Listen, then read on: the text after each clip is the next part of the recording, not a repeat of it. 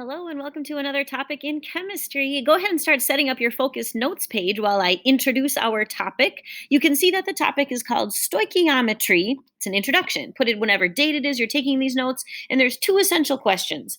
How do I write mole ratios from a balanced equation? How do I use those mole ratios in a conversion problem? So that's the focus of this thing called stoichiometry. You can see that it's something to do with mole ratios. That seems to be the common idea. The word stoichiometry actually comes from a couple Greek words that mean measuring elements. And it just turns that we measure them in moles when we're talking about stoichiometry. So that is what we're going to be talking about today. So pause the video if you need more time setting up your focus notes. Otherwise, let's get going. And remember, you only need to write down the stuff in red. Everything else is just things that we want to talk about or listen to while we're understanding today's topic. All right. So you might be thinking, wait, Stoichio, what are we talking about? Stoichiometry is all about measuring different parts of the balanced equation.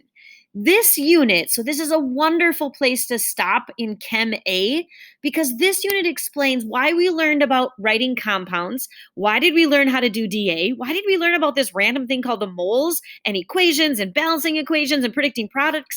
All of it comes together in this unit called stoichiometry. And that makes me super excited. One, it's just lots and lots of great like brain skills that you're learning, logic and problem solving and organization and all that's good for your brain.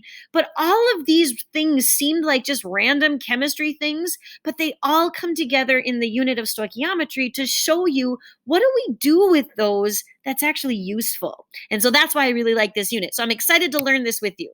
All right, so remember when we learned how to write equations? So if I show you a reaction between nitrogen and hydrogen, what do we say this is accurate? So N2 gas plus H2 gas produces NH3 gas. Does this seem accurate? No, it doesn't. Why not? Well, remember, so this is your first thing to write down. The law of conservation of matter. Remember, this was the idea that said, well, wait a second. How come I started with two nitrogens and suddenly have three? That's not allowed. How come I started with two hydrogens and only have two nitrogens and only one nitrogen at the end? And here I had two hydrogens and suddenly I have three hydrogens. That's not allowed. So the law of conservation says you can change matter, but you can't create it or destroy it. So it's okay that these two things were separate and now they're combined, but it's not okay that it looks like we destroyed nitrogen atoms and created hydrogen atoms out of nowhere.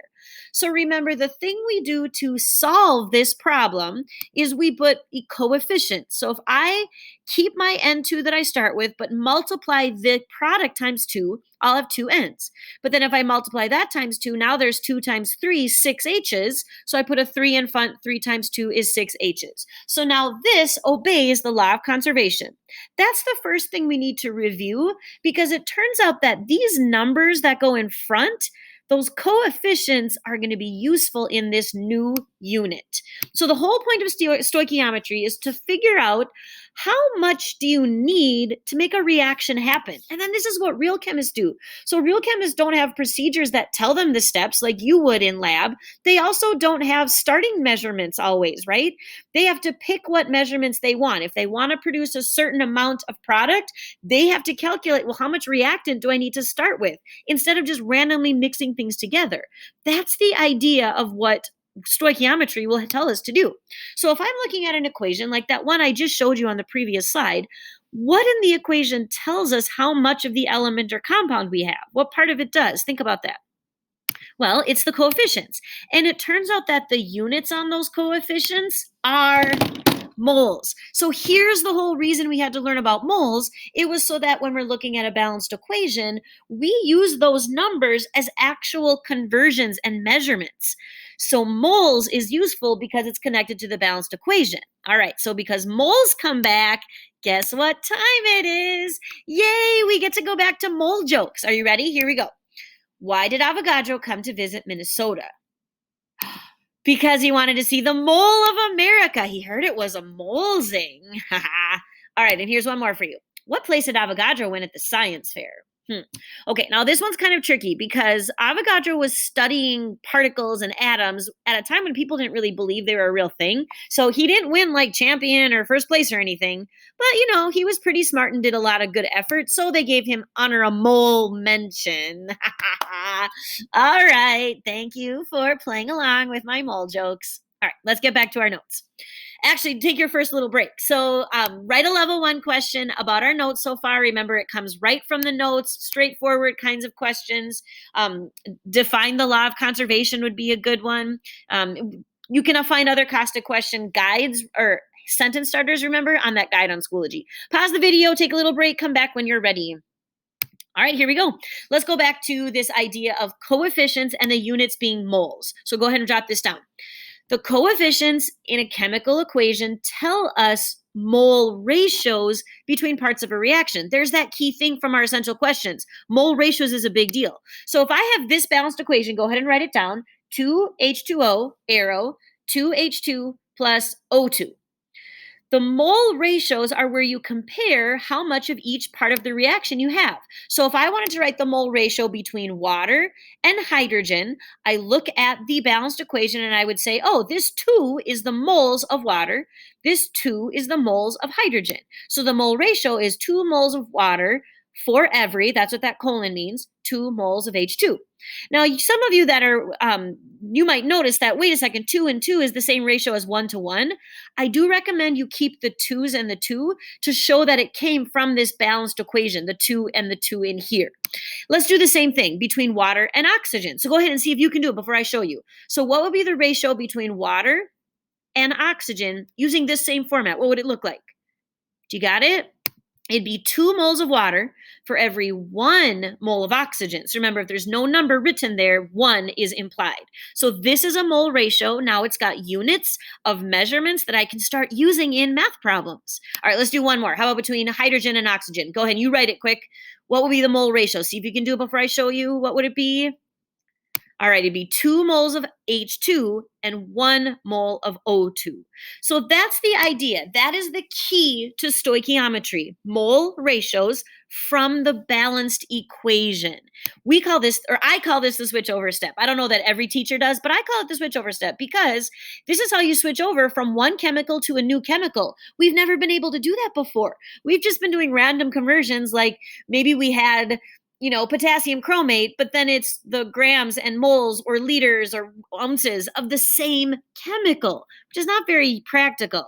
But what is practical is saying, hey, if I have some grams of water, how many liters of oxygen will I produce? Okay, now that is something that we might need to do in a lab. Switching over from one chemical to another chemical is a big deal. So it's a new conversion factor. I can use that balanced equation to go from moles of one thing to moles of another. And that is something we get really excited about in chemistry. Here's what it looks like. The switchover step will look like DA problems that we've done. So you would have a given, and if it was moles, then you could do the switchover step right away. So if this was my given, X moles of A, I would look at my balanced equation and I would find how many moles of A are in that balanced equation compared to how many moles of some other chemical, whatever the problem was asking for. We fill in these blanks in the conversion, because notice those aren't filled in, from the coefficients in the balanced equation. So this is why we had to know how to balance equations, because if we forget to balance the equation, all of the ratios would be 1 and 1 and 1, because there'd be no numbers written there. The coefficients go with the chemical that was in the balanced equation. So these blanks would get filled in. So again, A and H are just pretend chemicals. X would have been your given, your starting number, if it was in moles. That's the switchover step. Okay, so the switchover step is, again, when we go from moles of one chemical in a balanced equation to moles of another. This is the crucial thing you need to know to survive stoichiometry. So let's practice this together. So here we go, switchover step. We'll use that same balanced equation. What if I asked you this question? If I have 2.6 moles of water, how many moles of oxygen are produced? So I'm starting with 2.6 moles of water, but suddenly we're switching over to a different chemical. This is how you know it's a stoich problem that needs this new conversion called the switchover step. So start it like you would any other problem we've done with your given 2.6 moles of water. The problem is asking for moles of oxygen. So we might be like, oh, wait a second, I'm already at moles. Oh, but I'm at moles of water and I need moles of oxygen. That's when I use the balanced equation. So I look at my balanced equation and I see there's 2 moles of water. Moles of water is what I start with, so it has to cancel, so it goes on the bottom. And I'm switching to moles of oxygen. I look at the balanced equation, 1 mole of oxygen, then that goes on the top. Moles of water cancels, 2.6 times 1 divided by 2 would be 1.3, 2 sig figs here, 2 sig figs there, so then that is my final answer. Let's try another one. How if I start with 2.15 moles of hydrogen?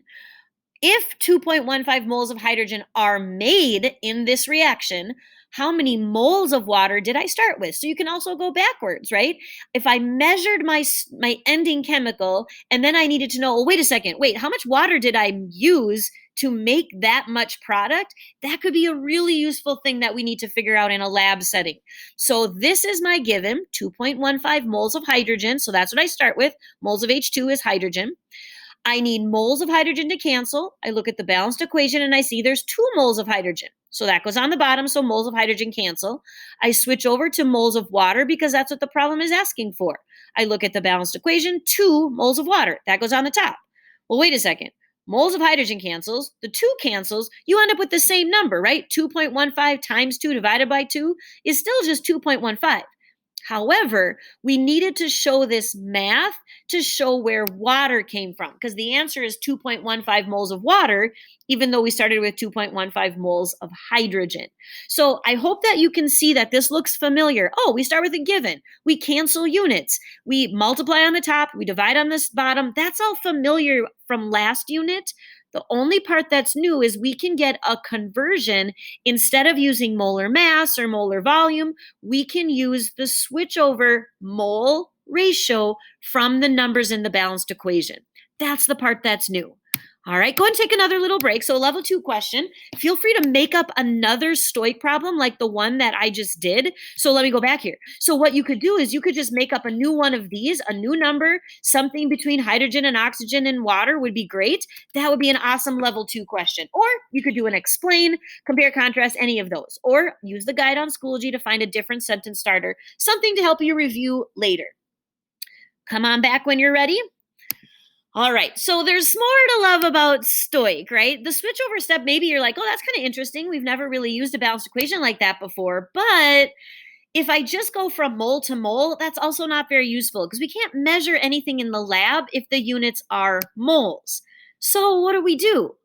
Well, remember, we know other conversions with the mole in it. We know molar mass. We know that molar mass is grams of A equals 1 mole of A. And A would be any chemical. It could be an element or a compound. We get the molar mass from the periodic table. That's the number of grams of A. That's always equal to 1 mole of A. So that's one thing we could do. We also know this new thing called mole ratio. Moles of B equals moles of R. And again, B and R would just be any random chemicals from your balanced equation. So you get the number of moles of B and the number of moles of R. The ratio is from the coefficients in that balanced equation. That's the new thing we were just learning today. But then we also know molar volume. Mole, the volume of 1 mole at STP, and where do we get it? It's defined. 22.4 liters equals 1 mole as long as you're dealing with standard temperature and pressure, and you would be told that in the problem. You don't have to ever guess. So what I can start to do now is, instead of just going from moles to moles, look at this. I could go from grams to moles of A, and then I could go from like moles of A to moles of R, and then I could maybe go from moles of R to volume of R, right? So you can use these different conversions in different orders to answer new questions, either measuring liters or measuring grams, but they're all related to each other by the mole. Okay, so if I'm solving STOIC problems, which is what you're going to start doing next, there's 3 big things you got to know. Remember, you have to have a balanced equation. If you don't have a balanced equation, you won't get the right mole ratio. Now, you might get it by accident because sometimes it is a 1-to-1 ratio, but not all the time. The second big thing about STOIC is every STOIC problem has the switchover step. and those units has to be moles. There's no exception to this. If you're doing a stoic problem, the given is one chemical and the question is asking about a different chemical, you have to do that switchover step. But you can only do the switchover step if your units are moles. So then the third big thing is if your given is not already moles, use the other mole conversions we have to get to moles. So for example, if your given is in grams, use molar mass to get from grams to moles, and then you can do the mole switchover step from the balanced equation. Or if your given was in liters, you could go from liters to moles and then use the balanced equation to do the switchover step and get to moles. So every stoic problem has to get to moles so you can do the switchover step. And that's what we're going to practice in a little bit. All right, that is your last section of your notes. So go ahead and do a level 3 kind of question. A great idea would be predict a situation when stoichiometry would be useful. So think about some of the examples that we saw or some of the things I talk about. Why would a person ever need to use this? That would be a great level 3 question. Or imagine a situation where stoichiometry calculations would be needed. Design a situation where you would need to do a stoichiometry problem, some type of lab calculation, those kinds of things. All right, pause the video, come on back when you're ready. For your summary today, because the big things about stoic are switchover step or mole ratio and balanced equation. So because those are the most two important things, I want you to write a synquane to remember you got to do the switchover step, you need to have moles, you need a balanced equation. And then I want you to post that summary in today's discussion post on Schoology. It's a great way to review. You can go back and read other people's, but it helps you summarize and process the notes that we just took. So let me give you an example to remind you that a synquane is a 5-line poem.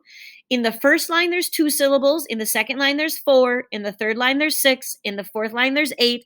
Fifth line is back to 2. And remember, syllables are like beats in a word, like syllable. That's 3 syllables, right? So that's what I mean by how many syllables are in a line. Let me give you an example just in case you need one, but don't copy this one because I'll know if you post this same one because I wrote this one. Here we go. Ready? Here's an example. In stoic, so that's 2 syllables in stoic. Coefficients, that's super important. Give info for switching. Caution, don't forget to balance.